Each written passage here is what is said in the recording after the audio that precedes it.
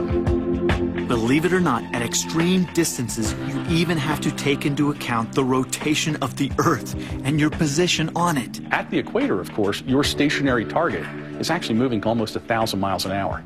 So if it's a 2.5-second flight time on the bullet, your target's moving 1,000 miles an hour for 2.5 seconds. And we correct for that. To really push the intervention system to the limit, we need a big landscape. The Arco Pass is the perfect location for some really long-range shooting because it's exactly the kind of terrain this system might be used in. Chris, when I look over at this terrain, what's this remind you of? Why do you want to train out here?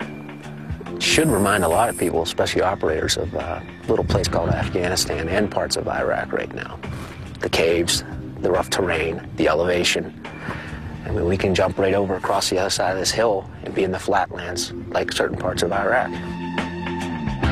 To test the M200 out, we've set up 2 targets.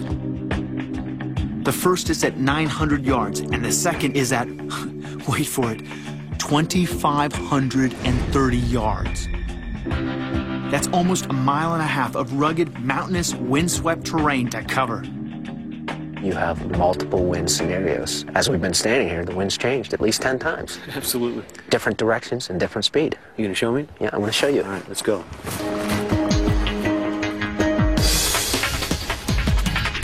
Today we're gonna be shooting the 419 grain 408 caliber bullet.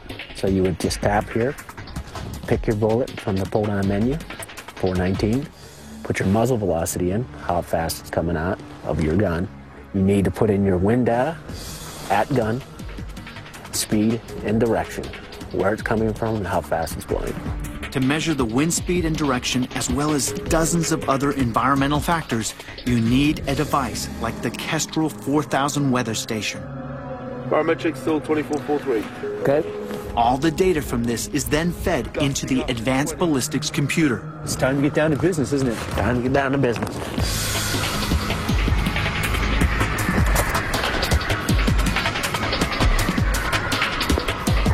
First up is the 900-yard target. This is about 3 times the effective range of a standard assault rifle. But for the Shytech M200, it's just a warm-up. Hit. Hit. 5 o'clock. Hit. Center mass. So hitting a target that's just over 1/2 mile away is pretty straightforward. Now it's time for the real test. At nearly 3 times that distance, the next target is 2,530 yards away. Yeah, if I have to do it. That's easily more than the length of 25 football fields. It's also just 127 yards short of the longest ever confirmed sniper kill made during Operation Anaconda in Afghanistan by Corporal Rob Furlong. To make things even harder, just as I'm about to make my attempt, the wind picks up. So now we're pressed out to 2,530 yards. Mac.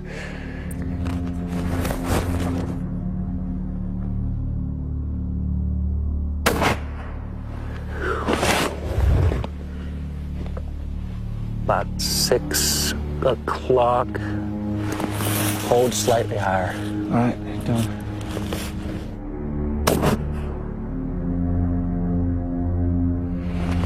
Did you see that rock? You just nicked the rock right behind it.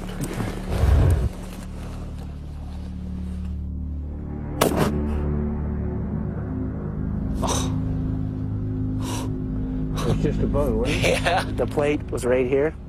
You went right here. 12 o'clock, so just hold slightly lower.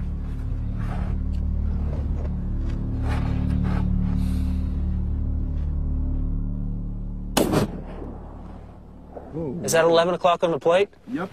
There's a mark on the plate right there at 11 o'clock. Incredible. That was a clean target.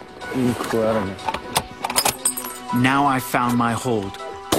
Time to take 2 more shots. All right, let's go down range and see what we did. All right, let's go take a look at it.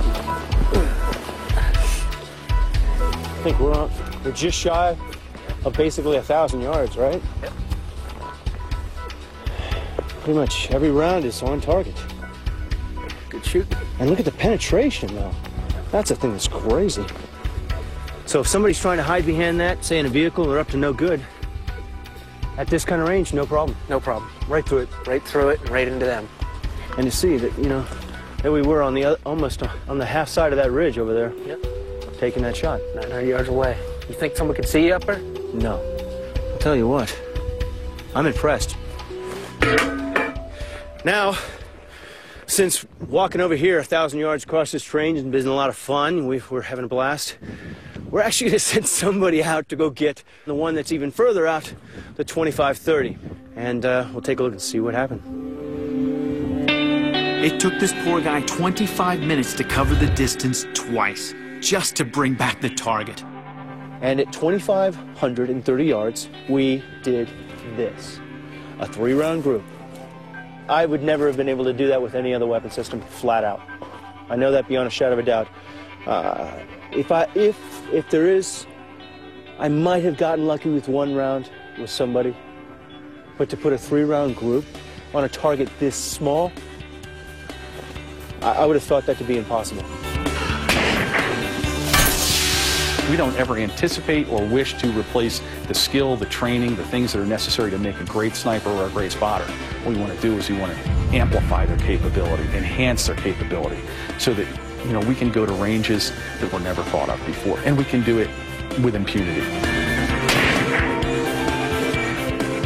Again, mission accomplished, threat removed, time to go home.